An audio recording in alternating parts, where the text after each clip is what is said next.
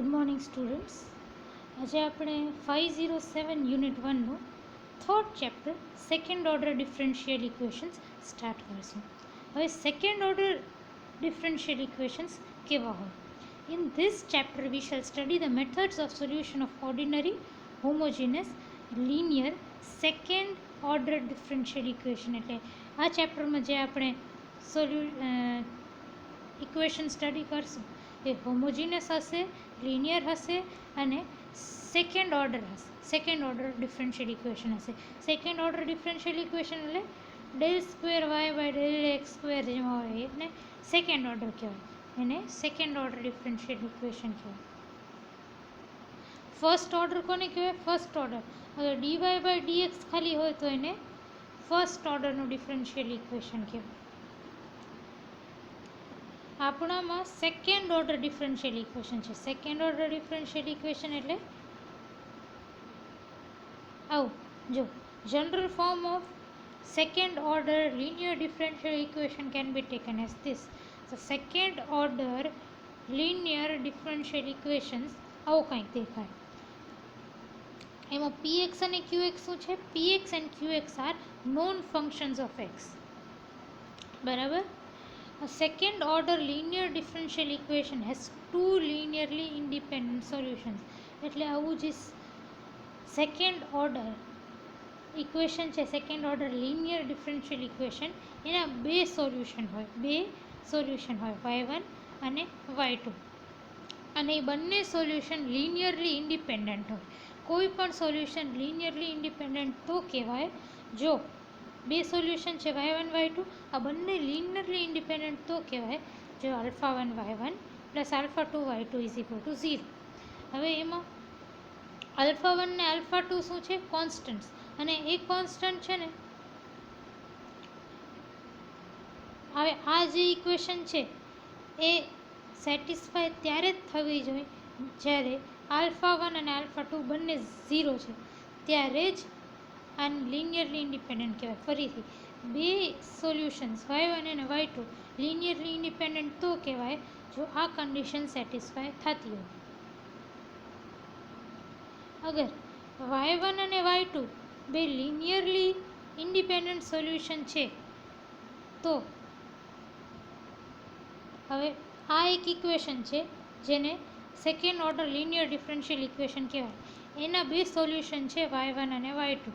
તો આ બંનેનો જનરલ સોલ્યુશન, આ બંનેને ભેગા કરીને એક જનરલ સોલ્યુશન લખી શકાય. આ જ ઇક્વેશનનું એક જનરલ સોલ્યુશન આ રીતે લખી શકાય: y is equal two c1 y1 plus c2 y2. તો આ ઇક્વેશનનું આપણે એક જનરલ સોલ્યુશન મળી ગયું જ્યાં c1 અને c2 કોઈક તો કોન્સ્ટન્ટ્સ છે.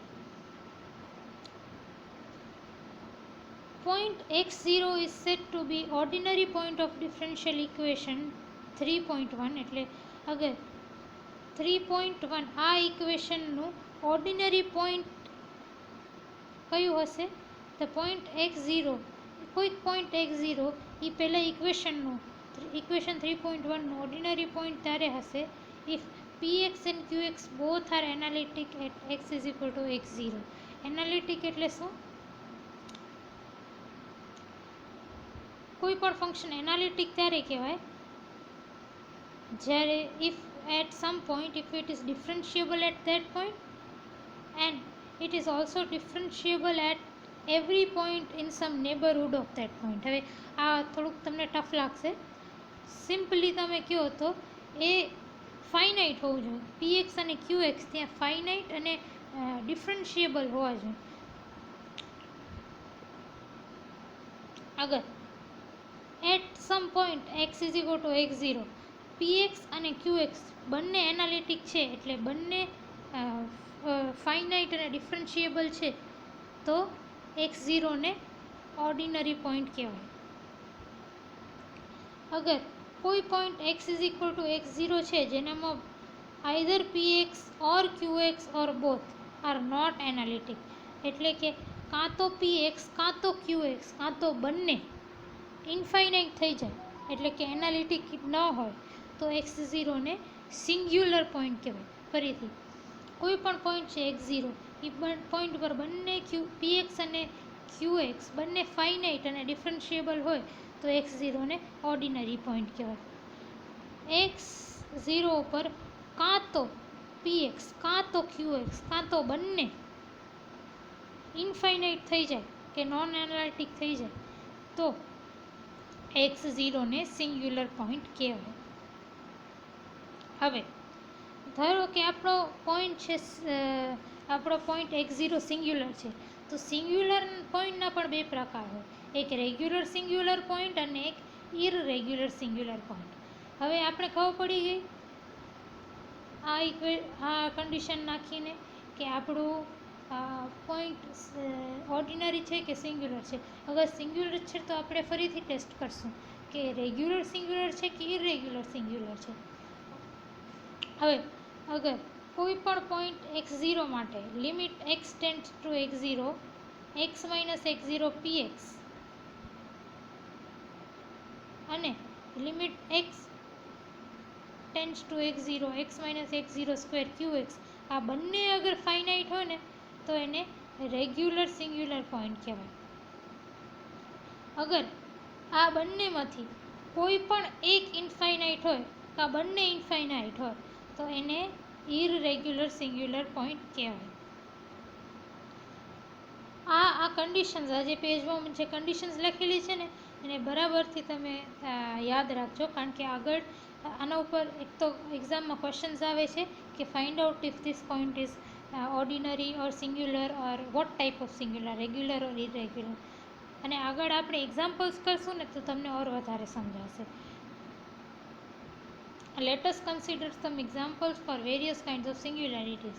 એટલે આપણે આ બધી સિંગ્યુલારિટીઝ માટે એક એક્ઝામ્પલ ફાઇન્ડ આઉટ કરીએ.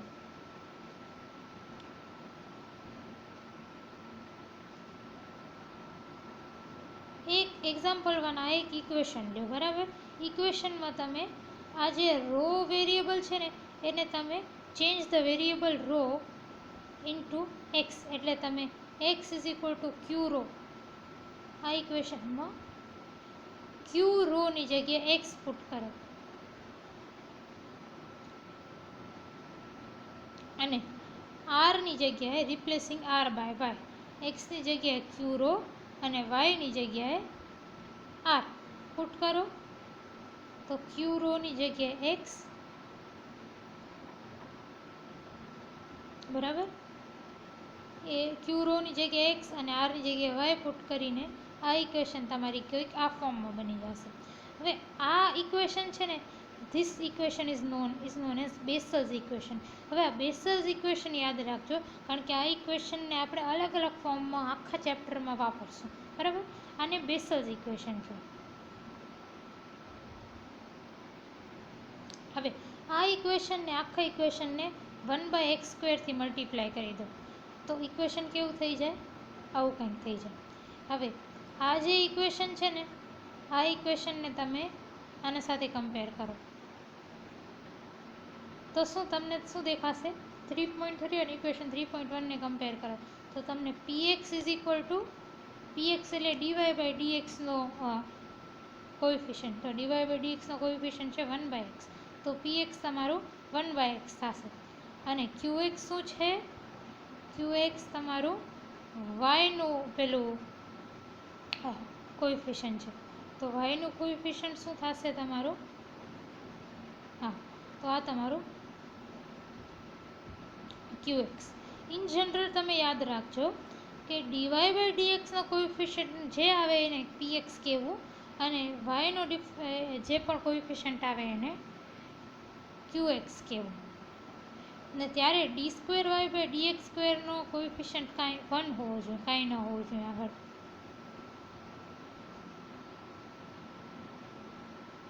હવે આપણે ચેક શું કરવાનું છે, ચેક કરવાનું છે કે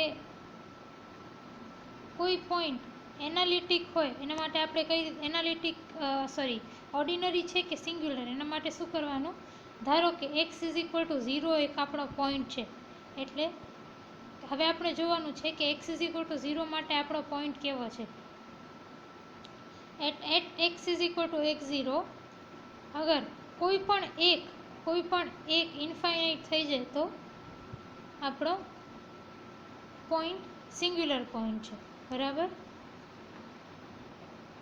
હા, જો અહીંયા at x is equal to x0 અગર બંનેમાંથી કોઈ એક બી ઇન્ફાઇનાઇટ થઈ જાય કાં બંને થઈ જાય તો x0 સિંગ્યુલર પોઈન્ટ છે.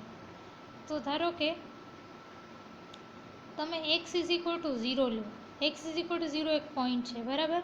તો એટ એક્સ ટેન્ડ્સ ટુ 0 અગર x 0 થાય તો px is equal two 1/x કેવું થાય, ઇન્ફાઇનાઇટ થઈ જાય. વિચ મીન્સ કે ઉપર કન્ડિશન જુઓ તમે કે બંનેમાંથી કોઈ એક ઇન્ફાઇનાઇટ થાય, આ બંનેમાંથી px કે qx બંનેમાંથી કોઈ બી ઇન્ફાઇનાઇટ થાય તો એ પોઈન્ટ કેવો કહેવાય, સિંગ્યુલર પોઈન્ટ કહેવાય. સો જો px ઇન્ફાઇનાઇટ થઈ ગયું which means x is equal to 0 is a singular point. હવે સિંગ્યુલર પોઈન્ટ છે એ ખબર પડી ગઈ. રેગ્યુલર સિંગ્યુલર પોઈન્ટ છે કે ઇરેગ્યુલર સિંગ્યુલર પોઈન્ટ છે, એના માટે આપણે શું કરશું, એના માટે આપણે આ બંનેને ચેક કરશું. આ બંનેને અગર આ બંને ફાઇનાઇટ નીકળ્યા તો રેગ્યુલર સિંગ્યુલર પોઈન્ટ, બંનેમાંથી કોઈ એક આઈધર બંનેમાંથી એક ઇન્ફાઇનાઇટ નીકળ્યું તો એ ઇરેગ્યુલર સિંગ્યુલર પોઈન્ટ થયું. તો પહેલાં આ વાળા કન્ડિશનને હું ચેક કરું.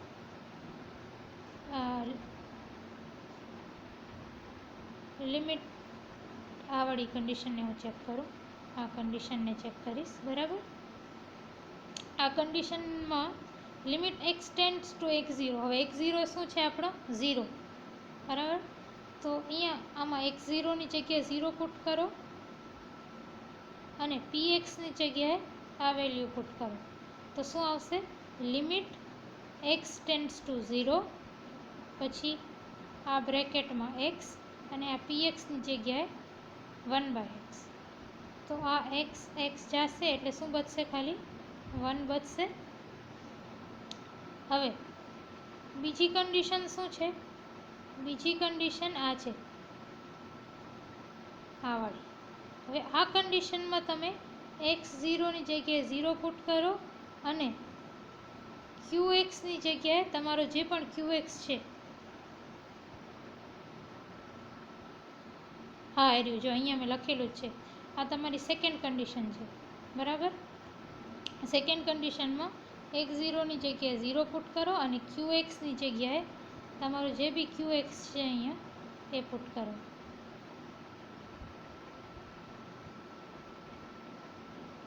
હવે આને બ્રેકેટ ઓપન કરવાથી આ કેવું થઈ જશે, આ ઇક્વેશન x² - m² થશે. હવે x ટેન્ડ્સ ટુ 0 છે, મતલબ કે એક્સની જગ્યાએ તમે 0 પુટ કરો તો બનશે શું, આ equation 0 - m², that is -m². તો આની વેલ્યુ 1 થઈને બીજાની value limit x tends to 0 x² 1 - m²/x² ની વેલ્યુ -m² થઈ. આ જો આ આપણે અહીંયા હમણાં સોલ્વ કરી છે.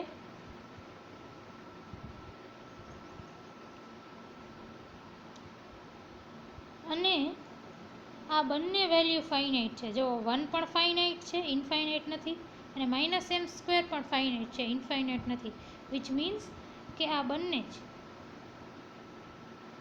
બંને વેલ્યુ ફાઇનાઇટ છે. આ બંને વેલ્યુ ફાઇનાઇટ છે તો x ઇઝ ઇક્વલ ટુ 0 ને શું કહેવાય, રેગ્યુલર સિંગ્યુલર પોઈન્ટ કહેવાય.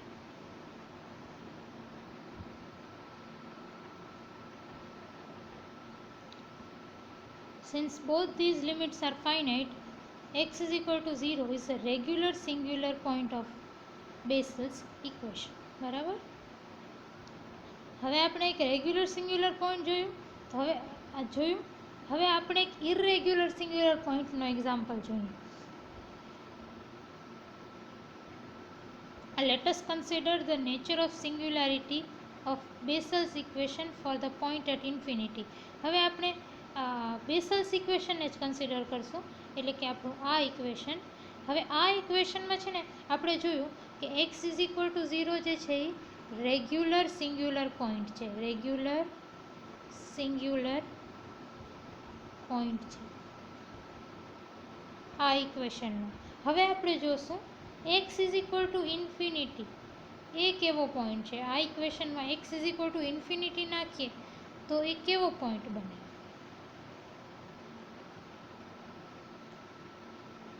Four a point at infinity એટલે x is equal to infinity આપણે નાખવાનું છે. હવે ઇન્ફિનિટી તો તમે કોઈ પણ ઇક્વેશનમાં નાખો તો કેલ્ક્યુલેશન કરવો ટફ થઈ જાય. તો આપણે શું કરશું, વેરિયેબલને ચેન્જ કરી નાખશું. Change the variable to this e is equal to 1 by x stylish, આ સ્ટાઇલિશમાં e કન્સિડર કરો, is equal to 1 by x. તો હવે 1 by x is equal to 1 by infinity is equal to 0. તો તમને stylish e is equal to 0. શું કરો તમે, વેરિયેબલને ચેન્જ કરી દો, stylish e is equal to 1 by x અને એનામાં 0 પુટ કરો એટલે automatically x is equal to infinity માટે ચેક થઈ જશે. હવે મને શું કરવાનું છે કે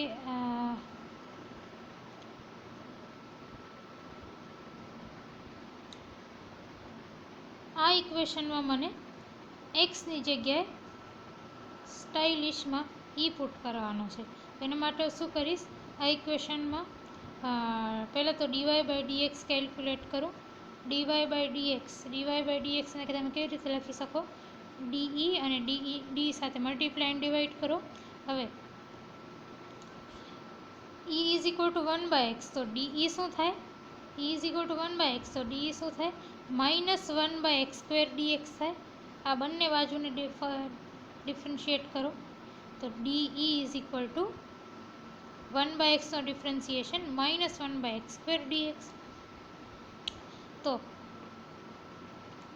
આ જે છે ડીઈ બાય ડીએક્સ કેટલો થશે, ડીઈ બાય ડીએક્સ થશે તમારો, ડીઈ બાય ડીએક્સ તમારો શું થશે, -1 બાય એક્સ સ્ક્વેર. તો આ ડીઈ બાય ડીએક્સને -1 બાય એક્સ સ્ક્વેર પુટ કર્યો. તો હવે 1 by x is equal to e, તો 1 by x square is equal to e square થશે, બરાબર. તો આ 1 બાય એક્સ સ્ક્વેરની જગ્યાએ ઈ સ્ક્વેર પુટ કર્યો.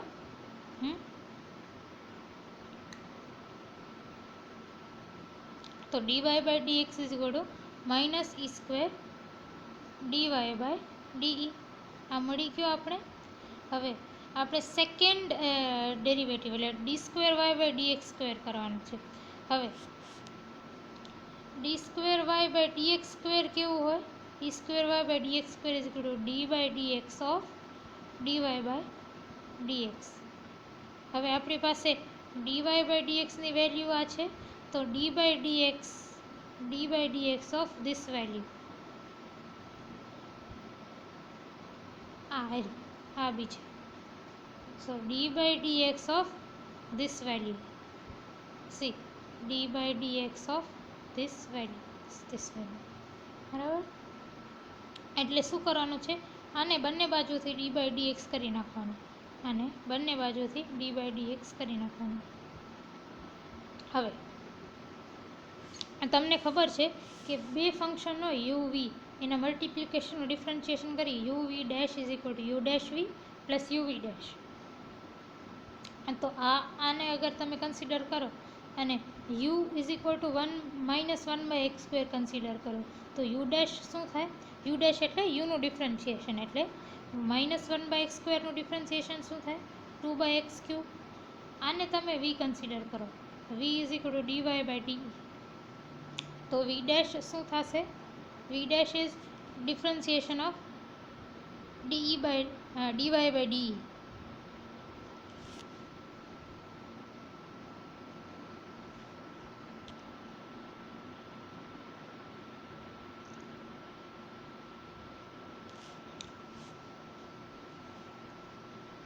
તો વી ડેશ થશે d by d x of d y by d e. અહીંયા આ લખવામાં ભૂલ છે, ડીવાય બાય ડીઈ, બરાબર.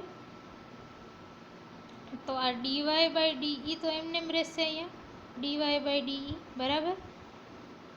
અને તમે પછી શું કરો, આ આ ઇક્વેશનમાં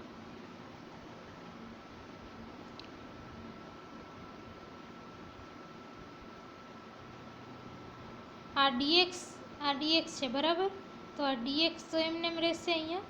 ખાલી તમે શું કરો કે આ ઇક્વેશનને ડીઈથી મલ્ટીપ્લાય ડિવાઈડ કરી દો. ડીઈથી મલ્ટીપ્લાયને ડિવાઈડ કર્યો છે. અહીંયા છે ને લખવામાં ભૂલ છે, તમે ધ્યાન રાખજો. અહીંયા વાય આવશે, અહીંયા એપ્સાઇલોન આવશે. જો વી ડેશ છે ને, વી છે ડીવાય બાય ડી એપ્સાઇલોન, તો વી ડેશ શું થશે? D by d x, differentiation of d y by d epsilon. તો નીચે પણ આ બ્રેકેટમાં ડીવાય બાય ડી એપ્સાઇલોન થશે. અને નીચે ડી એક્સ છે, તો નીચે અહીંયા ડી એક્સ જ રહેશે. અને ડી ઈથી મલ્ટીપ્લાય ડિવાઈડ કરવાનું છે આપણે.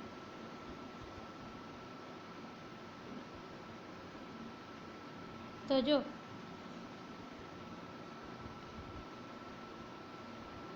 You v dash is equal u dash v plus u v dash. તો યુ ડેશની વેલ્યુ પુટ કરી, પછી વીની વેલ્યુ પુટ કરી, પછી પ્લસ કરીને યુની વેલ્યુ પુટ કરી, અરે -1 બાય એક્સ સ્ક્વેર, અને વી ડેશની વેલ્યુ પુટ કરી, અરે વી ડેશની વેલ્યુ પુટ કરી, અરે વી ડેશની વેલ્યુ આવી.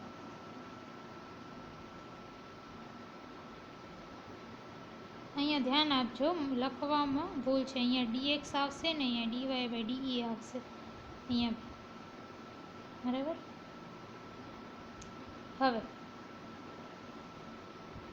હવે તમે ધ્યાન આપો તો ડીઈ બાય ડીએક્સ શું થશે? -1 બાય એક્સ સ્ક્વેર થશે. આ જો ડીઈ બાય ડીએક્સ શું થશે? -1 બાય એક્સ સ્ક્વેર. તો અહીંયા એ પુટ કરી દો, -1 આની જગ્યાએ -1 બાય એક્સ સ્ક્વેર, બરાબર. હવે અહીંયા -1 બાય એક્સ સ્ક્વેર છે અને અહીંયા બી -1 બાય એક્સ સ્ક્વેર છે. -1 by x square into -1 by x square, -1 by x square એ શું થશે? 1 by x four. 1 by x four કેટલા થશે? E4. જોઈ 1 by x is equal to E, 1 by x is equal to E. તો 1 by x four is equal to E4 થવો જોઈએ. તો આ બેને ભેગા કરીને મેં E4 લખી દીધો. હવે E is equal to 1 by x છે, તો 1 બાય એક્સ ક્યુબ કેવો હોય? E ક્યુબ, સ્ટાઇલિશમાં E ક્યુબ. તો હવે આ જે છે 2 બાય એક્સ ક્યુબ, આ 1 એક્સ ક્યુબ છે એની જગ્યાએ 2 બાય એક્સ ક્યુબની જગ્યાએ 2 E ક્યુબ લખ્યો. અને હવે આ કેવું થઈ જશે? D square y by d epsilon square. તો હવે તમને સમજાણું આ કઈ રીતે લખ્યું મેં, બરાબર. હવે તમારી પાસે d square y by d x square છે અને d y by d x છે. આ બંને વેલ્યુઝને ઉપાડીને તમે આ ઇક્વેશનમાં નાખો.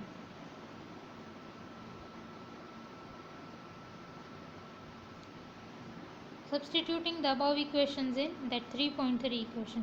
તો તમને ઇક્વેશન કંઈક આવું મળે, બરાબર.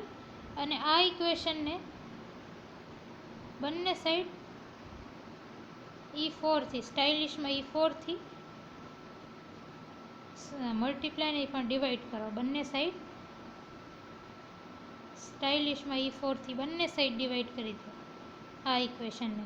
તો તમારી ઇક્વેશન કંઈક આવું આવે. હવે આ ઇક્વેશનમાં તમે જુઓ, આ તમારું linear differential second order linear differential equation છે. આ જો second order linear differential equation જુઓ તમે, આના જેવું જ છે ને એ ઇક્વેશન.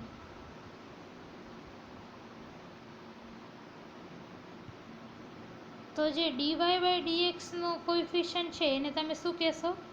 P. અને જે વાયનો કોએફિશિયન્ટ છે એને તમે શું કહેશો? ક્યુ. હવે આપણો ક્વેશ્ચન શું છે? આપણો ક્વેશ્ચન છે કે આપણે x is equal to infinity વાળા પોઈન્ટને ચેક કરવાનો છે. હવે x is equal to infinity હોય તો ઈ શું હોય? ઈ હોય આપણો 1/x ઇઝ ઇક્વલ ટુ 1/ઇન્ફિનિટી એટલે કે 0. મતલબ કે x is equal to infinity ઉપર e ઇઝ ઇક્વલ ટુ 0 હોય. x is equal to infinity ઉપર e ઇઝ ઇક્વલ ટુ 0 હોય. હવે e ઇઝ ઇક્વલ ટુ 0 માટે આપણે આ બંનેને ચેક કરવાનું છે. e ઇઝ ઇક્વલ ટુ 0 માટે e ઇઝ ઇક્વલ ટુ 0 તમે અગર આના ઉપર પુટ કરો તો p e શું થઈ જાય? ઇન્ફિનિટી. હવે તમને ખબર છે કે કોઈ પણ પોઈન્ટ હોય અગર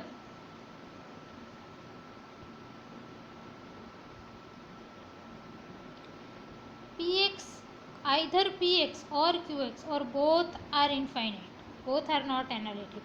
અગર આ બંનેમાંથી કોઈ બી એક કાં બંને ઇન્ફાઇનાઇટ થયા તો x is that point is a singular point. તો આપણામાં શું થયું કે આપણું p આપણા કેસમાં જો p જ ઇન્ફાઇનાઇટ થઈ ગયો, p ઇઝ ઇક્વલ ટુ 1/, ને આપણે 1/e is equal to 0 consider કરીએ છીએ તો આ ઇન્ફાઇનાઇટ થઈ ગયો. વિચ મીન્સ કે આ e ઇઝ ઇક્વલ ટુ 0 જે પોઈન્ટ છે એ કેવો છે? સિંગ્યુલર પોઈન્ટ છે. બરાબર. e ઇઝ ઇક્વલ ટુ 0 એટલે કેવો point? x is equal to infinity. તો x is equal to infinity જે છે એ સિંગ્યુલર પોઈન્ટ છે. બરાબર. કેવો? રેગ્યુલર સિંગ્યુલર પોઈન્ટ કે ઇરેગ્યુલર સિંગ્યુલર પોઈન્ટ એ આપણે જોવાનું રહેશે. હવે આપણે શું ચેક કરવાનું છે કે આ x is equal to infinity, x is equal to infinity એટલે શું? હા, e ઇઝ ઇક્વલ ટુ 0.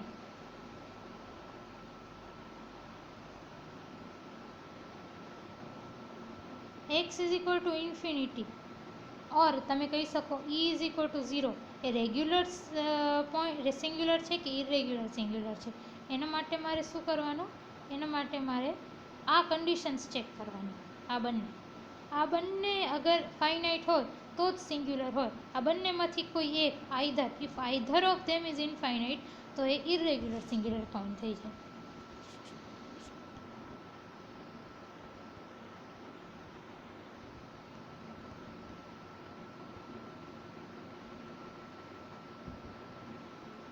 હવે ફર્સ્ટ કન્ડિશન શું છે? ફર્સ્ટ કન્ડિશન છે limit x tends to x0.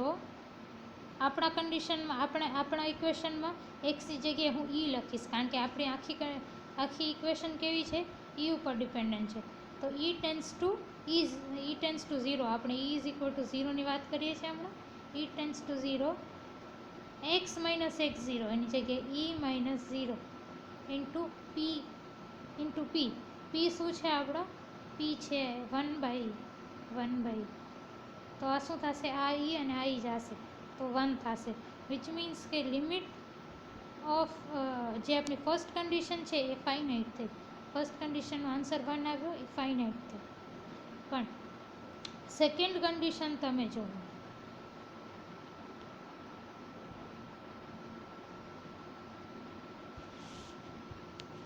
Second condition કેવી છે? સેકન્ડ કન્ડિશન છે કે limit e tends to 0. Second condition આપણે આની વાત કરીએ છીએ. આ સેકન્ડ કન્ડિશનની વાત કરીએ છીએ. સેકન્ડ કન્ડિશન કેવી થશે? તો સેકન્ડ કન્ડિશન અચ્છા હા, ફર્સ્ટ કન્ડિશન આપણી અહીંયા આ રીતે લખેલું ફર્સ્ટ કન્ડિશન. તો એ તો 1 થયું, ફાઇનાઇટ થશે. સેકન્ડ કન્ડિશન કેવી થશે આપણી? સેકન્ડ કન્ડિશનમાં આપણે limit e tends to 0 e minus 0નો સ્ક્વેર અને પછી qx. બરાબર. તો આ થશે limit e tends to 0 1/e4 minus m/e².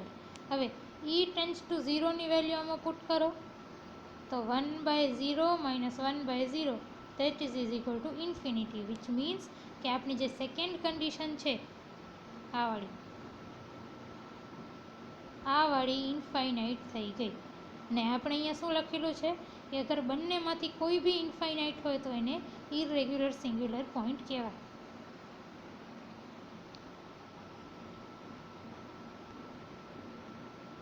તો આ જે e ઇઝ ઇક્વલ ટુ 0 છે ને એ ઇરેગ્યુલર સિંગ્યુલર પોઈન્ટ છે. e ઇઝ ઇક્વલ ટુ 0 એટલે શું?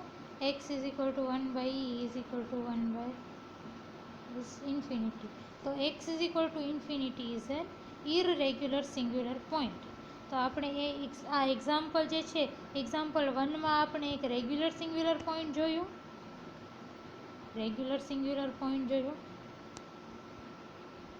પછી એક્ઝામ્પલ 2માં આપણે એક ઇરેગ્યુલર સિંગ્યુલર પોઈન્ટ જોયું. હવે એક એક્ઝામ્પલમાં હું તમને ઓર્ડિનરી પોઈન્ટ બતાવીશ. Consider this equation.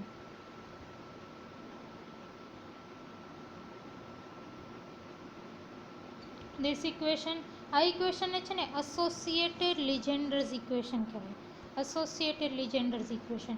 હવે આ ઇક્વેશનને તમે 1 માઇનસ એક્સ સ્ક્વેર સાથે ડિવાઈડ કરી દો તો આ ઇક્વેશન કંઈક આવી બની જાય. બરાબર. હવે આ કેસ આમાં આ જુઓ તમે, આને તમે કમ્પેર કરો ઇક્વેશન 3.3 સાથે, આ વાળી ઇક્વેશન સાથે. તો px અને આ બંને એક જેવી દેખાય છે. તો હવે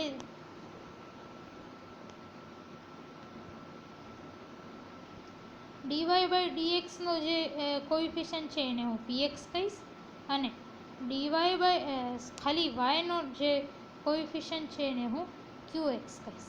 બરાબર. હવે સિંગ્યુલારિટી ક્યારે હોય? સિંગ્યુલારિટી ત્યારે હોય જ્યારે આ બંને px કાં qx આ બંને કાં આ બેમાંથી કોઈ એક 0 થાય તો સિંગ્યુલારિટી કહેવાય. તો સોરી 0 નહીં પણ ઇન્ફિનિટી. અગર if either px qx or both બંને કાં કોઈ એક કાં બંને અગર ઇન્ફાઇનાઇટ થાય તો આપનો આ સિંગ્યુલારિટી બની જાય, એ પોઈન્ટ સિંગ્યુલર પોઈન્ટ બની જાય. બરાબર. તો આ ઇન્ફાઇનાઇટ ક્યારે થશે? આ ઇન્ફાઇનાઇટ ત્યારે થશે જ્યારે આ ટર્મ 0 હશે. અગર નીચે ડિનોમિનેટરમાં 0 હોય તો આપણે ઇન્ફિનિટી મળે. બરાબર. તો આ ઇન્ફાઇનાઇટ ત્યારે થશે જ્યારે આ વેલ્યુ 1 માઇનસ એક્સ સ્ક્વેર 0 હશે. 1 માઇનસ એક્સ સ્ક્વેર 0 મતલબ શું? X square is equal to 1, મતલબ x is equal to plus or minus 1. X is equal to plus or minus 1 હશે ને ત્યારે જ px અને qx ઇન્ફાઇનાઇટ થશે. વિચ મીન્સ કે x is equal to plus or minus 1 જ ખાલી સિંગ્યુલારિટીઝ હશે. એક્સની બીજી બધી જ વેલ્યુઝ ઓર્ડિનરી પોઈન્ટ્સ છે. therefore all other finite points are ordinary points. તો આ ઇક્વેશનમાં x ઇઝ ઇક્વલ ટુ +1 અને x ઇઝ ઇક્વલ ટુ -1 સિવાય બાકી બધી જ વેલ્યુ ઓર્ડિનરી પોઈન્ટ હશે. બરાબર. નાઉ 3.2 series solution around an ordinary point. We shall seek a general solution of equation 3.1 in the form of power series. હવે આપણે આ જે ફર્સ્ટ જ ઇક્વેશન છે 3.1 આ ઇક્વેશન એનું આપણે સિરીઝ સોલ્યુશન લેશું. Series solution y.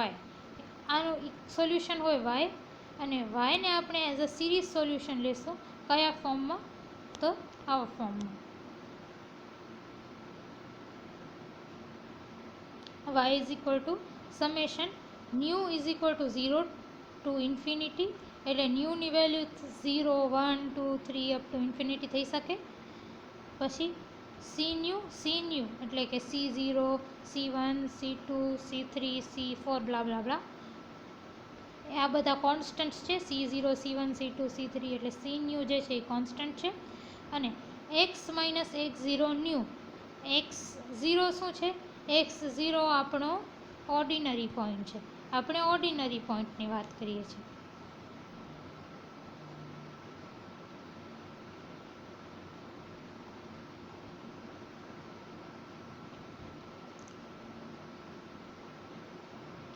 હવે એક એક્ઝામ્પલ 4 કન્સિડર કરશું ને આપણે સમજશું આ થિયરીને. આ એક ડિફરન્શિયલ ઇક્વેશન કન્સિડર કરો, બરાબર. અને તમને આપેલું છે કે x ઇઝ ઇક્વલ ટુ 0 એક ઓર્ડિનરી પોઈન્ટ છે. x is equal to 0 ordinary point છે એનો મતલબ શું કે અહીંયા આ જે x0 જે છે, મેં કીધું હતું ને અહીંયા કે x0 જે છે એ આપણું ઓર્ડિનરી પોઈન્ટ છે. તો x0ની જગ્યાએ અહીંયા 0 પુટ કરી દો, કારણ કે તમને અહીંયા આપેલું છે કે x is equal to 0 is an ordinary point. તો આ ઇક્વેશનમાં x0ની જગ્યાએ 0 પુટ કરી અને તમારું આવું ઇક્વેશન બની જાય. હવે આને ડિફરન્શિએટ કરો, ફર્સ્ટ ડિફરન્શિએશન કરો તો હવે એક્સ ન્યૂનું ડિફરન્શિએશન તો શું થશે? vx ન્યૂ માઇનસ 1, બરાબર. એનું સેકન્ડ ડિફરન્શિએશન કરવાથી એક્સ ન્યૂ માઇનસ 1નું ડિફરન્શિએશન શું થશે? Nu minus 1 x nu minus 2. તો આ તમારું y ડીવાય બાય ડીએક્સ અને d square y by d x square મળી ગયું, બરાબર. હવે આ સિરીઝ સમેશન છે, તો તમે આને કઈ રીતે લખી શકો? y is equal two c0, new is equal to 0 put કરો તો c0 plus c1x plus c2x square plus and so on. એટલે આ જે સિરીઝ છે ને ખાલી આ રીતે લખ્યું છે, બરાબર. હવે અગર આને 2x થી મલ્ટીપ્લાય કરો બંને બાજુ, 2x થી મલ્ટીપ્લાય કરો બંને બાજુ, તો શું થઈ જાય? અહીંયા 2x બંને બાજુ 2x થી મલ્ટીપ્લાય કરો તો ઇક્વેશન આવું કંઈક થઈ જાય, બરાબર.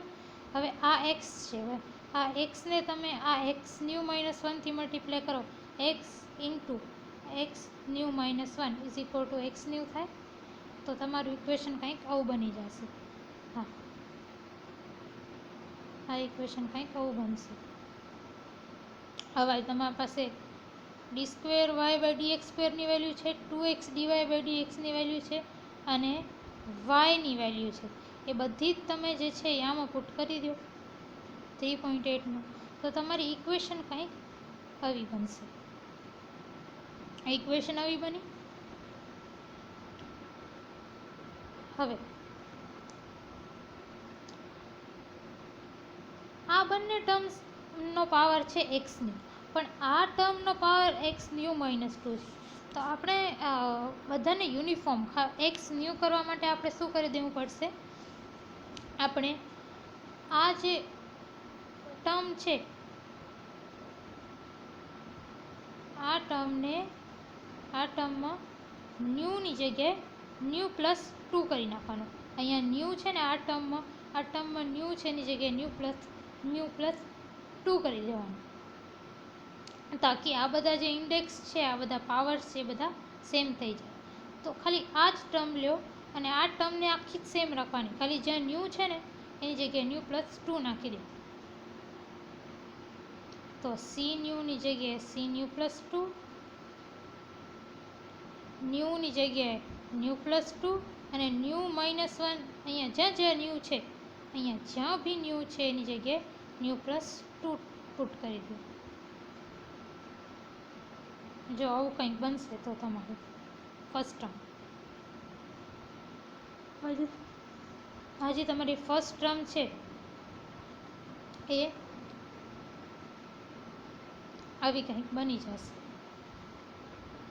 હવે આની આ ઇક્વેશન 3.14માં આ જે ટર્મ છે આ તમે ઉપાડો અને અહીંયા પુટ કરી દો, તો તમારી આ 3.12 ઇક્વેશન છે ને આવી બનશે, બરાબર. પાવર કોમન કાઢી લેવો તમે, આવી બનશે.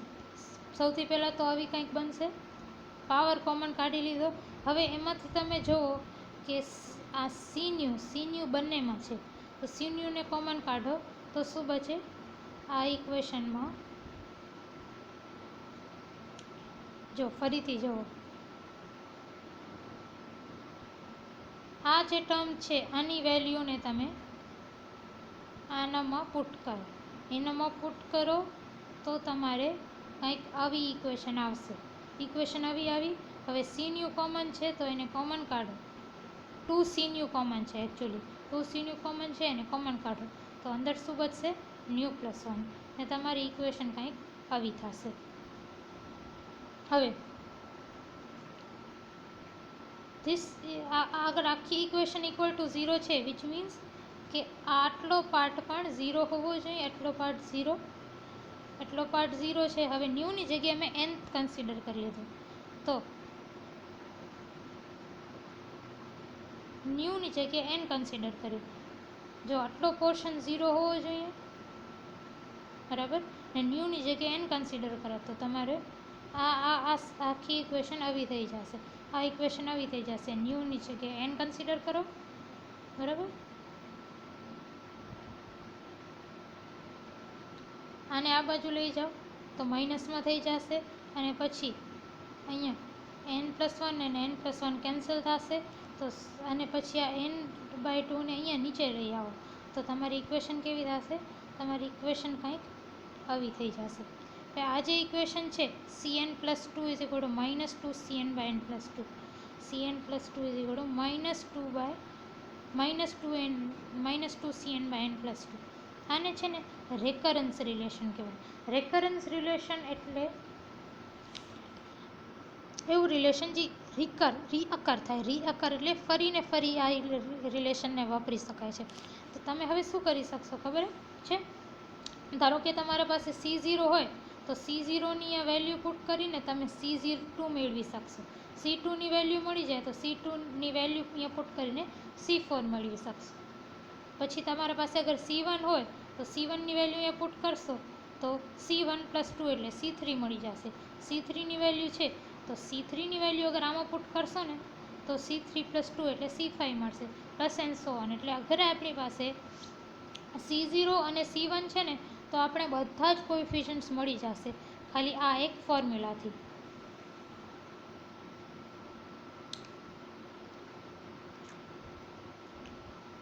તો ધારો કે આપણી પાસે C0ની વેલ્યુ છે, બરાબર. તો અગર હું આ ઇક્વેશનમાં C0 એટલે n = 0 પુટ કરું તો -2/0+2 × C0 એટલે કે -2C0, તો -2/2 C0 મતલબ કે C0+2 = C2, તો C2 = -C0, C2 = -C0. C4 કેવું થશે? C4 થશે -2/2+2 એટલે કે 4. આ જો અહીંયા n+2 છે તો અહીંયા n+2 છે તો નીચે બી n+2 જ આવશે. તો C4 છે તો અહીંયા ડિનોમિનેટરમાં 4, -2/4 ઓફ C2. હવે C2 શું છે? C2 છે -C0. તો C2ની જગ્યાએ -C0 પુટ કરો તો તમારો C0/2 that is C0/2 factorial. તો ફેક્ટોરિયલ શું છે તમને ખબર છે? Factorial n factorial = n × n - 1 × n - 2 × blah blah blah to so on, જે બી છે. તો તમને અગર કોઈ પણ વેલ્યુ, ધારો કે 5નું ફેક્ટોરિયલ ફાઇન્ડ આઉટ કરવું હોય તો કેવી રીતે કરાય? 5 × 4 × 3 × 2 × 1. અગર તમને 2નું ફેક્ટોરિયલ ફાઇન્ડ આઉટ કરવું હોય તો 2 × 1, 2નું ફેક્ટોરિયલ 2 × 1. અગર તમને 3નું ફેક્ટોરિયલ ફાઇન્ડ આઉટ કરવું હોય તો 3 × 2 × 1, બરાબર. તો તમારી પાસે C4ની વેલ્યુ આવી ગઈ. 2 ફેક્ટોરિયલ કેટલું થાય? 2 × 1 = 2. તો આ 2ની જગ્યાએ 2 ફેક્ટોરિયલ લખીએ. એ જ રીતે C6ની વેલ્યુ લઈ લો તમે. C6 કેવી રીતે મળે તમને?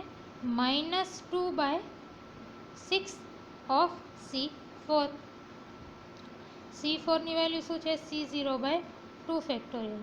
તો એની વેલ્યુ C0/2 ફેક્ટોરિયલ કન્સિડર કરી. હવે 3 × 2 ફેક્ટોરિયલ એટલે 3 × 2 × 1 એટલે કે 6 3 ફેક્ટોરિયલ. તો આ જે છે 6 3 × 2 ફેક્ટોરિયલ છે એને મેં આ જે 3 × 2 ફેક્ટોરિયલ છે એને મેં આ રીતે લખ્યું 6. અહીંયા 3 ફેક્ટોરિયલ આવે, અહીંયા 3 ફેક્ટોરિયલ આવે, આ લખવામાં ભૂલ છે. This is equal two 3 factorial. અહીંયા તમે 3 ફેક્ટોરિયલ કન્સિડર કરશો, બરાબર? આ છે 3 ફેક્ટોરિયલ.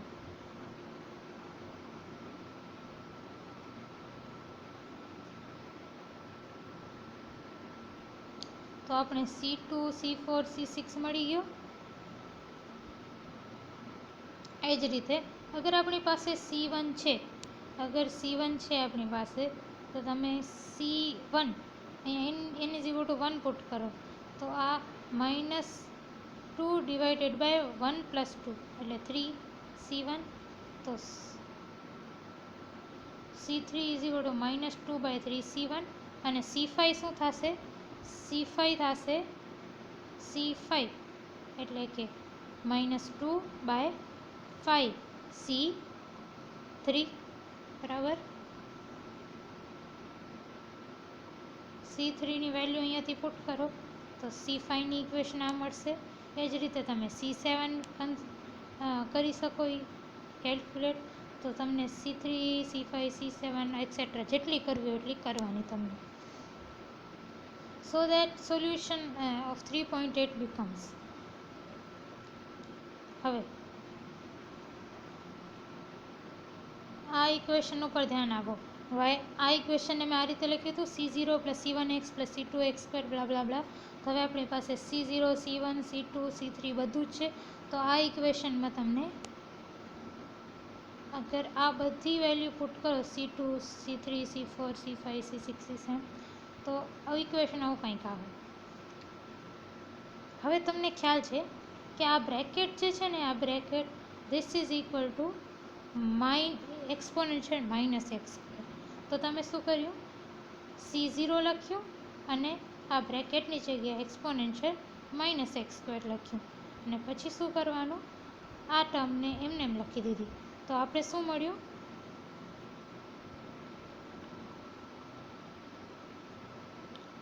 આ ડિફરન્શિયલ ઇક્વેશનનું આપણે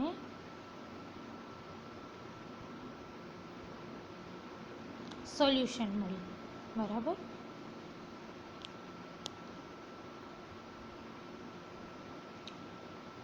નેક્સ્ટ ટોપિક છે 3.3 સિરીઝ સોલ્યુશન અરાઉન્ડ અ રેગ્યુલર સિંગ્યુલર પોઈન્ટ. 3.2 માં શું હતું?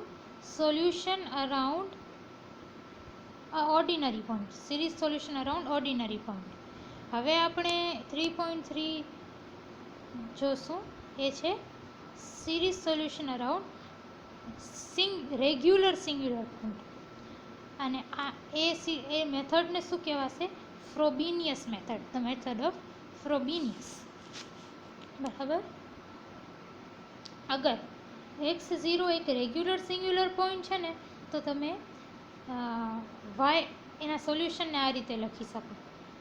ઓર્ડિનરી પોઈન્ટમાં સોલ્યુશન કેવું હતું? ઓર્ડિનરી પોઈન્ટ વખતે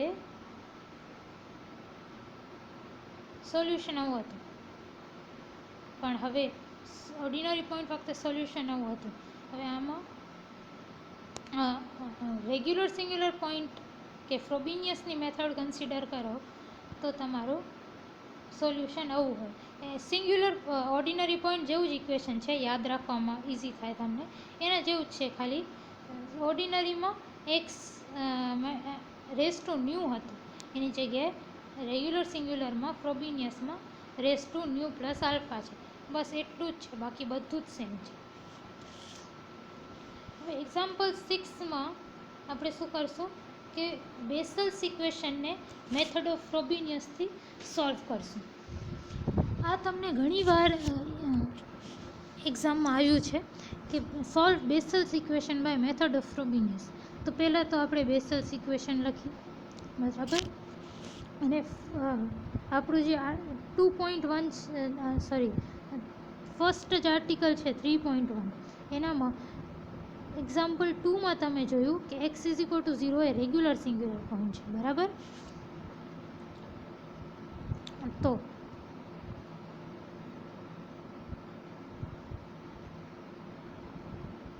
x0 અગર રેગ્યુલર સિંગ્યુલર પોઈન્ટ હોય તો આ એનો સોલ્યુશન થાય. તો આપણો રેગ્યુલર સિંગ્યુલર પોઈન્ટ કયો છે? 0 is the regular singular point. તો આની જગ્યાએ તમે 0 પુટ કરો તો તમારી ઇક્વેશન આવી કંઈક બને, બરાબર. હવે આનું ડિફરન્સિએશન કરો. ફર્સ્ટ dy/dx, તો x raise to nu plus આલ્ફાનું ડિફરન્સિએશન શું થશે? Nu plus alpha into x nu plus alpha -1. હવે આને ફરીથી ડિફરન્શિએટ કરો તો x raise to nu plus alpha -1નું ડિફરન્સિએશન શું થશે? Nu plus alpha -1 into x nu plus alpha -2, બરાબર. હવે આને x સ્ક્વેરથી મલ્ટીપ્લાય કરો. આને x સ્ક્વેરથી મલ્ટીપ્લાય કરશો, આ ઇક્વેશનને અને x સ્ક્વેરથી મલ્ટીપ્લાય કરશો તો ફર્સ્ટ ટર્મ મળશે આપણે, બરાબર. અને x સ્ક્વેરથી મલ્ટીપ્લાય કરો તો શું થાય કે આ પાવર સાથે x સ્ક્વેર મલ્ટીપ્લાય થાય. આ બંને એક્સના પાવર છે, તો એક્સ ન્યૂ પ્લસ આલ્ફા -2 અને આ +2, તો પાવર શું બચે? એક્સ ન્યૂ પ્લસ આલ્ફા બચે, બરાબર. તો આની અહીંયા એક્સ સ્ક્વેરથી મલ્ટીપ્લાય કરો બંને બાજુ તો તમારી આ ફર્સ્ટ ટર્મ કેવી થઈ જાય? આવી થઈ જાય, બરાબર. સેકન્ડ ટર્મ અહીંયા આને અગર તમે બંને બાજુ એક્સથી મલ્ટીપ્લાય કરો તો તમારી સેકન્ડ ટર્મ આવી જાય. એક્સથી મલ્ટીપ્લાય કરો તો આ બંને મલ્ટીપ્લિકેશનમાં જો x raise to nu plus alpha -1 +1 એટલે x raise to nu plus alpha. તો તમારી આ ટર્મ સેકન્ડ ટર્મ કંઈક આવી થઈ જાય. સેમ આ બધું સેમ, ખાલી અહીંયા x raise to nu plus alpha, second term કંઈક આવી થઈ જાય. હવે આ એક્સ સ્ક્વેર વાય છે તો બંને બાજુ એક્સ સ્ક્વેરથી મલ્ટીપ્લાય કરો.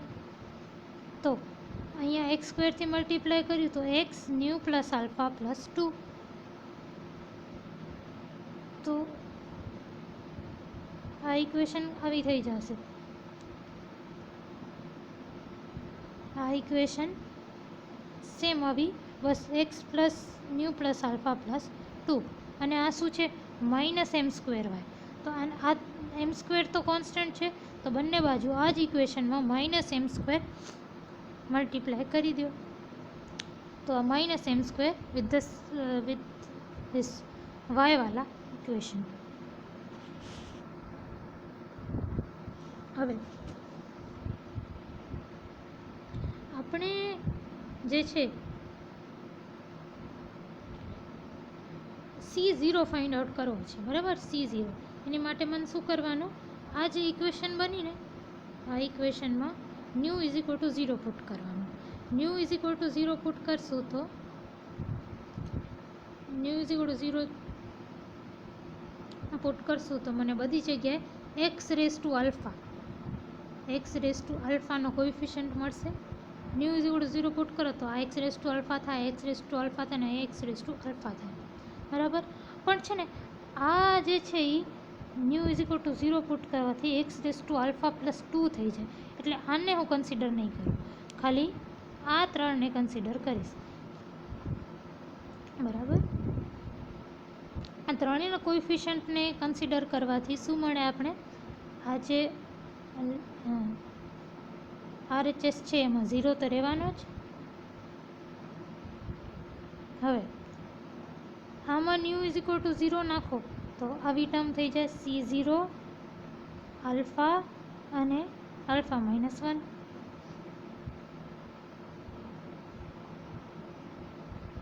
પછી આનામાં nu is equal to 0 put કરો તો ઇક્વેશન આવી થઈ જાય C0 આલ્ફા બસ. અને આના કોએફિશિયન્ટમાં c is equal to 0 put કરો તો m સ્ક્વેર c ઓફ 0. હવે આને તમે આ બ્રેકેટને ઓપન કરો તો C0 alpha square minus C0 alpha plus આ બંને તો એમને એમ રહેવાની C0 alpha minus C0 m square. હવે minus C0 alpha plus C0 alpha cancel તો C0 alpha square minus C0 m square. તો હવે C0 ને કોમન લો બંનેમાંથી ને alpha square minus m square અંદર રાખો. હવે C0 is not equal to 0. Since C0 આપણો પહેલો જ કોએફિશિયન્ટ C0 એને આપણે 0 કન્સિડર નહીં કરીએ તો alpha square minus m square 0 થાય. Alpha square minus m square is equal to 0 which means alpha square is equal to m square. હવે alpha square is equal to m square which means alpha is equal to plus or minus m. તો alpha is equal to plus or minus m એવી આપણે condition મળી. Alpha is equal to plus or minus m છે. આને છે ને આ 3.2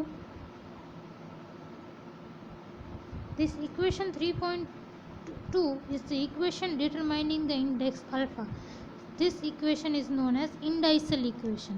આ ઇક્વેશન ને 3.32 ને indicial equation કહેવાય. હવે ઇન જનરલ આ જે ઇક્વેશન બની આપણી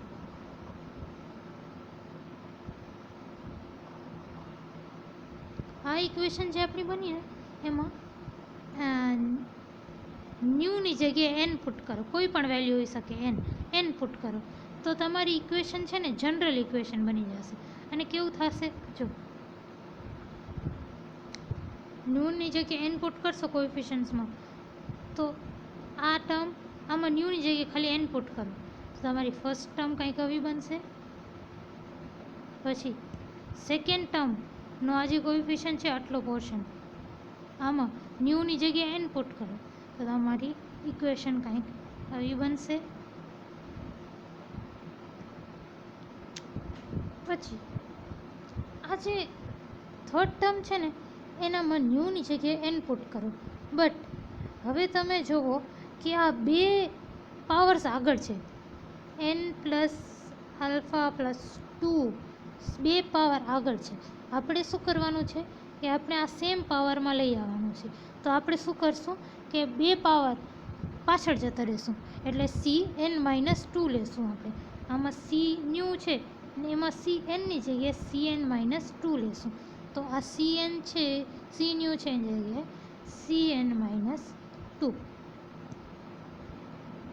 અને આ જ અહીંયા સેમ એ જ વસ્તુ ન્યૂની જગ્યાએ એન કન્સિડર કરો તો -m² Cn. તો આ ટર્મ આવી થશે -m² Cn. હવે Cn અને સબ્જેક્ટ ઓફ ઇક્વેશન બનાવતા તમારી ઇક્વેશન આવી બનશે. આમાં Cn ને સબ્જેક્ટ ઓફ ઇક્વેશન બનાવો બાકી બધાને આ બાજુ લઈ જાઓ તમારી ઇક્વેશન આવી થશે. નાવ હવે ચેન્જિંગ n ટુ n+2 જ્યાં તમને n દેખાય ને ત્યાં n+2 રાખી દો. આ ઇક્વેશનમાં જ્યાં n દેખાય ત્યાં n+2 રાખી દો તો તમારી ઇક્વેશન આવી બનશે. બરાબર. હવે તમને ખબર છે કે a² b² is equal two a+b into a-b. બરાબર. તો હવે n+2 plus alpha square minus m² એટલે કે n+2 plus alpha plus m into n+2 plus alpha minus m. આ ઇક્વેશન વાપરી છે તમે a² minus b² is equal two a+b into a-b.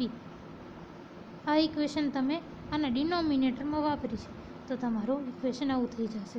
તો આ જે તમારી ઇક્વેશન છે આ ઇક્વેશન એને શું કહેવાય રેકરન્સ relation.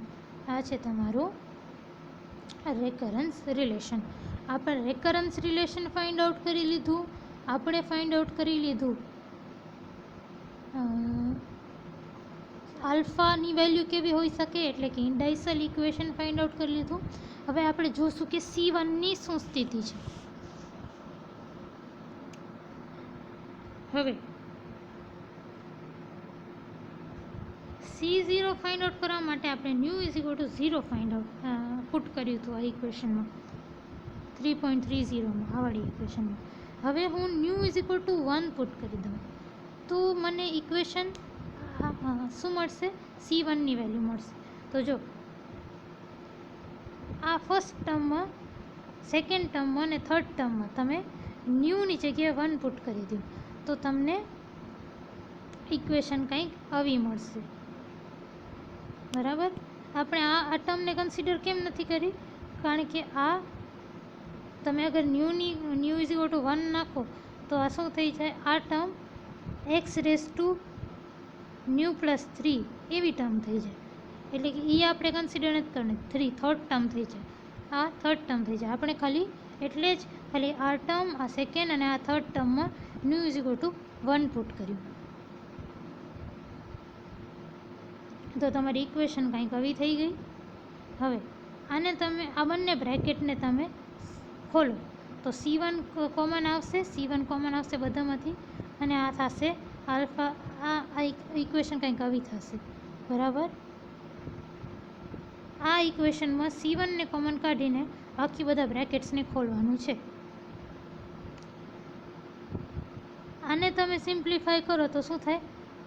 Alpha square plus alpha plus alpha, that is 2 alpha plus 1 minus m square. હવે alpha square plus 2 alpha plus 1 શું છે?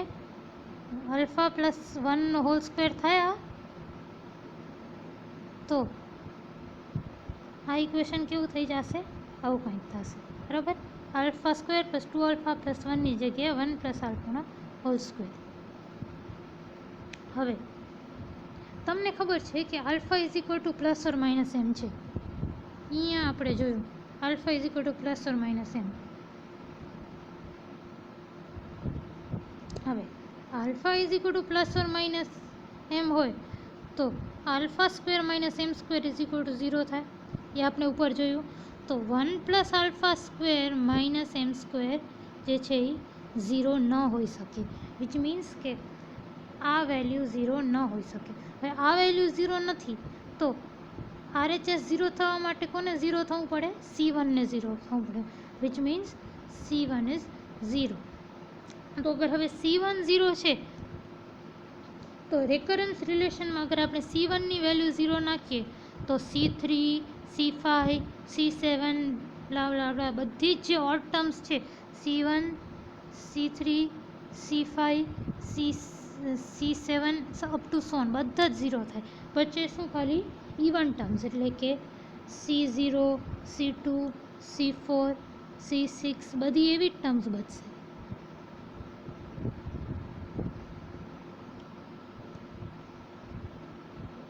હવે આપણી પાસે બે વેલ્યુઝ ઓફ આલ્ફા છે. આલ્ફાની કેટલી વેલ્યુ છે? 2. Alpha is equal to plus m and alpha is equal to minus m. તો આપણે આ બંને કેસીસને કન્સિડર કરશું. તો આપણો ફર્સ્ટ કેસ શું છે? આપણો ફર્સ્ટ કેસ છે alpha is equal to plus m. તો હવે રિલેશન 3.34 એટલે આપણું આ જે રિકરન્સ રિલેશન છે ને આ વાળું, એનામાં alpha is equal to m put કરો. Alpha is equal to m put કરો તો આ જે ઇક્વેશન છે એ કેવી થઈ જાય? Alpha is equal to m put કરવાથી આ ઇક્વેશન કંઈક આવી થઈ જાય. ઉપરવાળી ઇક્વેશન આવી થઈ જાય. હવે એનામાં આ ઇક્વેશનમાં n is equal to 0 put કરો તો આ ઇક્વેશન કંઈક આવી બની જાય. બરાબર. આવી કંઈક. હવે આમ બ્રેકેટમાંથી 2 કોમન લો તો તમારે શું થઈ જશે? C0 2 સ્ક્વેર ઇન્ટુ આ બ્રેકેટમાંથી 2 બારે કાઢ્યો તો m+1. હવે છે ને આને ગામા m+1 સાથે મલ્ટીપ્લાય એન્ડ ડિવાઈડ કરો. આને ગામા ફંક્શન કહેવાય. ગામા ફંક્શનની અમુક પ્રોપર્ટીઝ જેમ જેમ આગળ આપણે વધશું હું તમને કહીશ. હવે ગામા ફંક્શનની એક પ્રોપર્ટી એવી છે, આ ઇક્વેશન જે છે ને આટલું એને મેં ગામા m+1થી મલ્ટીપ્લાય એન્ડ ડિવાઈડ કર્યું. ગામા m+1થી મલ્ટીપ્લાય એન્ડ ડિવાઈડ કર્યું. બરાબર. હવે ગામા ફંક્શનની એક પ્રોપર્ટી છે. એ પ્રોપર્ટી શું છે? પ્રોપર્ટી એમ કહે છે કે n gamma n is equal to gamma n+1, which means કે અગર આપણી પાસે અહીંયા જો m+1 ઇન્ટુ ગામા m+1 છે તો શું થશે? ગામા ઓફ m+2, એટલે કે આપણી પાસે ગામા n+1 છે, that is equal two n gamma n. એટલે ગામામાં જે ફંક્શન હોય, ગામામાં જે વેલ્યુ હોય એ જ તમારી અગર એની બારે મલ્ટીપ્લાય થતી હોય તો ગામાની અંદર એક વેલ્યુ તમારી વધી છે. તો ગામા m+1 છે અને એના મલ્ટિપ્લિકેશનમાં m+1 છે, તો એ વેલ્યુ ગામા m+2 થશે. બરાબર? તો તમને મળી C2ની વેલ્યુ. હવે સિમિલરલી તમે C4ની વેલ્યુ બી કેલ્ક્યુલેટ કરી શકો. C4ની વેલ્યુ કેલ્ક્યુલેટ કરવા માટે મારે શું કરવાનું? આમાં n is equal two 2 put કરો, તો n is equal two 2 + 2 is 4. બરાબર? તો હવે આ ઇક્વેશનમાં n is equal two 2 put કરો તો તમારી ઇક્વેશન કંઈક આવી આવે. ઇક્વેશન આવી આવી. હવે તમારી પાસે C2ની વેલ્યુ છે. C2ની વેલ્યુ છે એ પુટ કરી દો આખી.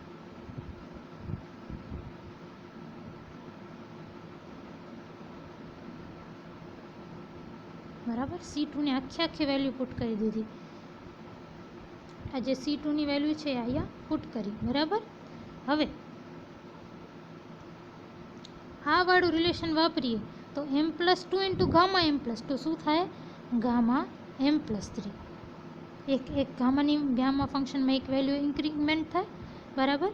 તો આપણે જનરલી તમે આ રીતે લખી શકો, C2n is equal two -1n gamma m+1 2n dot n factorial gamma m+n+1 into 0. હવે તમે છે ને આમાં nની વેલ્યુ 1 નાખશો તો C2 મળશે. આખા ઇક્વેશનમાં nની વેલ્યુ 1 નાખીને જુઓ તો તમને C2 જેવું મળશે. તમને આ ઇક્વેશનમાં n ઇઝ ઇક્વલ ટુ 2ની વેલ્યુ નાખીને જુઓ આખા ઇક્વેશનમાં તો તમને C4ની વેલ્યુ મળશે. તો જનરલી તમને C2nની વેલ્યુ મળી ગઈ.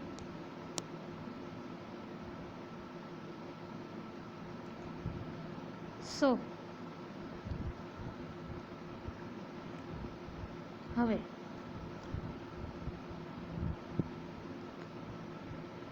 Solution corresponding to alpha is equal to m is. તો હવે આલ્ફા ઇઝ ઇક્વલ ટુ mનું સોલ્યુશન કેટલું થાય? હવે સોલ્યુશન જુઓ તમારું. સોલ્યુશન કેવું છે? સોલ્યુશન છે આ તમારું છે સોલ્યુશન. આ છે તમારું solution C new x new plus alpha. હવે ન્યુની જગ્યાએ આપણે શું પુટ કરીએ? 2n. આપણે આ 2nના ફોર્મમાં આવ્યું ને, તો ન્યુની જગ્યાએ આપણે 2n પુટ કરીએ તો આ ઇક્વેશન કેવું થશે? C2n x⁻²n + m. 2n + m શું કામ? Alpha is equal to plus m છે, તો alpha is equal to m અને new is equal two 2n. બરાબર? હવે આ જે વેલ્યુ છે C2nની વેલ્યુ તમે અહીંયાથી પુટ કરી દો. C2nની આ વેલ્યુ તમે આ ઇક્વેશનમાં પુટ કરો. આ ઇક્વેશન ફરીથી જોજો. ન્યુની જગ્યાએ 2n રાખશું, ન્યુની જગ્યાએ 2n, કારણ કે આપણે ઇક્વેશન 2nના ફોર્મમાં આવ્યું છે. અને આ જે આલ્ફા છે એની જગ્યાએ પ્લસ m, બિકોઝ આપણે કેસ કયો લીધો છે? કેસ લીધો છે alpha is equal to m વાળો. એ બધી વેલ્યુઝ આમાં પુટ કરો. પછી C2nની વેલ્યુ તમે અહીંયાથી લઈ લો તો તમારી y1ની કંઈક આવી વેલ્યુ આવશે. બરાબર? તો y1ની વેલ્યુ આવી. હવે કેસ 2 એટલે કે alpha is equal to -m. એના માટે આપણે સેકન્ડ સોલ્યુશન મળશે y2. આપણી પાસે y1 અને y2 બે સોલ્યુશન છે ને, તો y1 આપણે મળી ગયું, y2 આપણે શોધવાનું છે.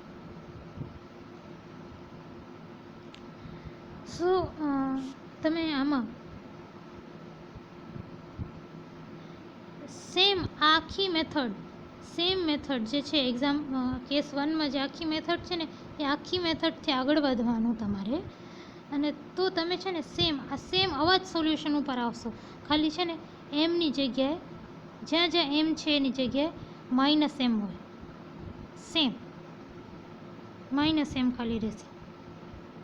પણ અહીંયા એક ડિફિકલ્ટી છે. ડિફિકલ્ટી શું છે? ડિફિકલ્ટી એ છે કે ગામા ફંક્શન છે ને એ ક્યારે નેગેટિવ વેલ્યુ માટે એક્ઝિસ્ટ ન કરે. ગામા નેગેટિવ વેલ્યુ માટે એક્ઝિસ્ટ ન કરે. હવે આ ડિફિકલ્ટી તમે કઈ રીતે બાયપાસ કરી શકો? તો આપણું આ વાળું ઇક્વેશન કન્સિડર કરીને કે તમને ખબર છે કે n gamma n is equal to gamma n plus 1, બરાબર.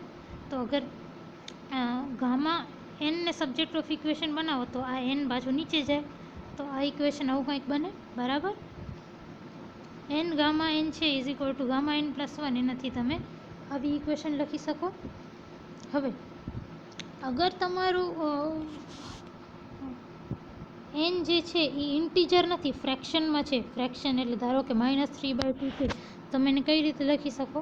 ધારો કે એન તમારું -3/2 છે, તો ગામા એન પ્લસ 1 શું થાય? ગામા એન પ્લસ 1 છે ગામા -3/2 પ્લસ 1 એટલે કે -1/2, અને એન તો છે -3/2 જ, બરાબર. હવે આનામાં એન ઇઝ ઇક્વલ ટુ -1/2 લ્યો, તો એન પ્લસ 1, આ ગામા એન પ્લસ 1 છે, તો આ ગામા અને એન પ્લસ 1 શું થાય? -1/2 પ્લસ 1 એટલે કે 1/2. અને ડિવિઝનમાં એન શું છે મારું? -1/2 તો છે જ. તો આને સોલ્વ કરીને તમારું 4/3 આવે. તમારો અગર એમ જે છે એ નેગેટિવ છે, એમ નેગેટિવ છે પણ ફ્રેક્શનમાં છે, તો તમારું આન્સર ગામાનો આન્સર આવશે. પણ અગર એમ ઇન્ટીજર છે, અગર એમ નેગેટિવ છે અને ઇન્ટીજર છે, તો તમારો આન્સર નહીં આવે, આન્સર આવી જ નહીં શકે.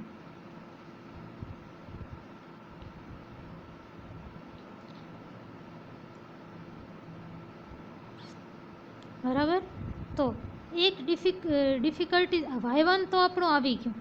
y2માં આપણે શું ડિફિકલ્ટી છે? y2માં આપણે એ ડિફિકલ્ટી છે કે ગામા ફંક્શન છે ને નેગેટિવ વેલ્યુ માટે એક્ઝિસ્ટ ન કરે. અગર એ નેગેટિવ વેલ્યુ આપણી ફ્રેક્શનમાં છે તો હજી એ ચાન્સ છે, બટ અગર નેગેટિવ ઇન્ટીજર વેલ્યુ છે એમની, તો પોસિબલ જ નથી. So this solution is valid when m is not an integer. તો આ સોલ્યુશન છે ને, આ સોલ્યુશન ક્યારે વેલિડ થઈ શકે? જ્યારે એમ જે છે ઇન્ટીજર નથી.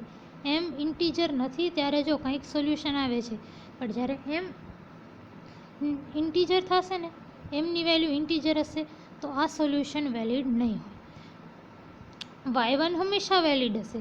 y2 ક્યારે વેલિડ હશે? y2 ત્યારે જ વેલિડ હશે જ્યારે એમની વેલ્યુ ઇન્ટીજર ન હોય ત્યારે, ફ્રેક્શનમાં હોય ત્યારે. Let gmx is equal to this function. તો આપણે છે ને એક ફંક્શન કન્સિડર કરશું આવું, summation n is equal to 0 to infinity -1 1/n factorial gamma m plus n plus 1 into x x/2 raise to 2n plus m.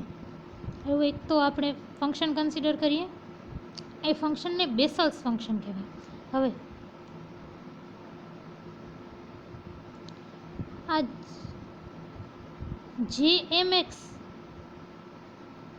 ની value છે ને, તમે આ y1માં પુટ કરીને જુઓ.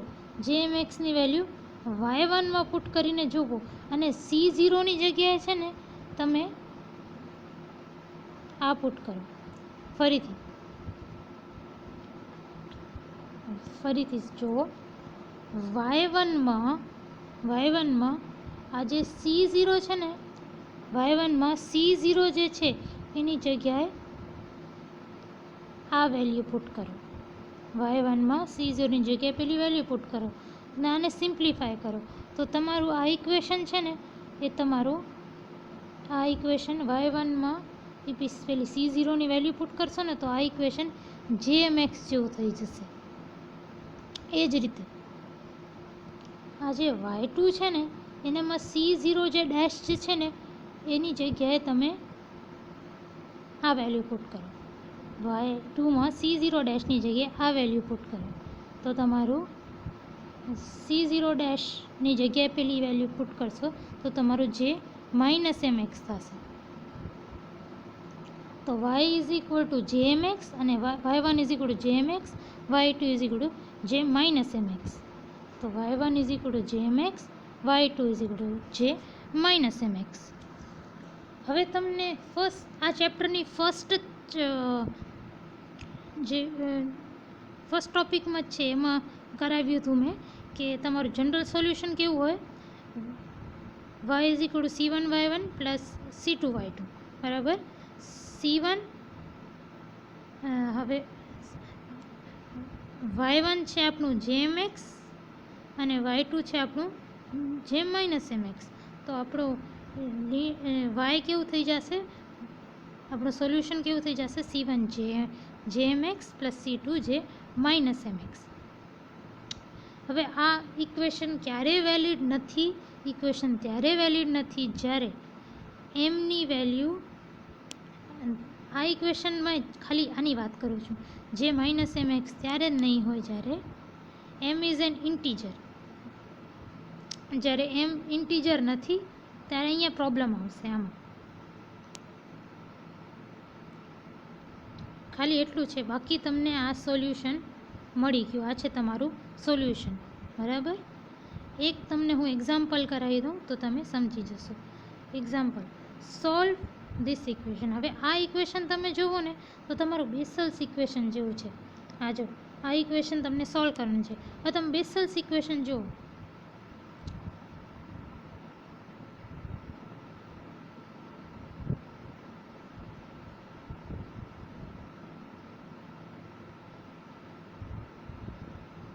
આ તમારી બેસલ્સ ઇક્વેશન છે બરાબર.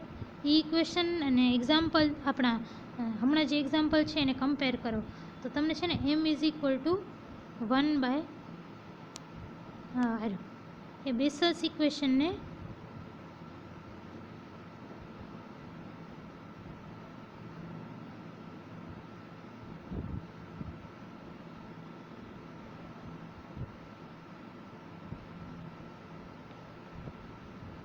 બેસલ્સ ઇક્વેશનને આનાથી કમ્પેર કરો તો તમને અહીંયા શું હતું, લાસ્ટ ટર્મ શું હતું, x² - m² હતું ને. તો mની જગ્યાએ શું આવશે, m² જગ્યાએ 1/9 આવશે, which means m is equal two 1/3. તો mની વેલ્યુ 1/3 બરાબર. તો m ઇઝ ઇક્વલ ટુ 1/3. હવે આપણું બેસલ્સ ઇક્વેશન જે છે એનું સોલ્યુશન કેવું થાય, બેસલ્સ ઇક્વેશનનું સોલ્યુશન આવી રહ્યું. તો C1 J 1/3x plus C2 J -1/3x. તો C1 J 1/3x plus C2 J -1/3x. તો તમે LQ2 ને હોમવર્કમાં લઈ શકો, લોંગ ક્વેશ્ચન, સેકન્ડ લોંગ ક્વેશ્ચનને હોમવર્કમાં લઈ શકો ને આજથી તમારી યુનિટ પૂરી થાય છે. તમને બધા શોર્ટ ક્વેશ્ચન્સ કરવાના રહેશે, શોર્ટ ક્વેશ્ચન્સ SQ1 થી કરીને SQ21 બરાબર.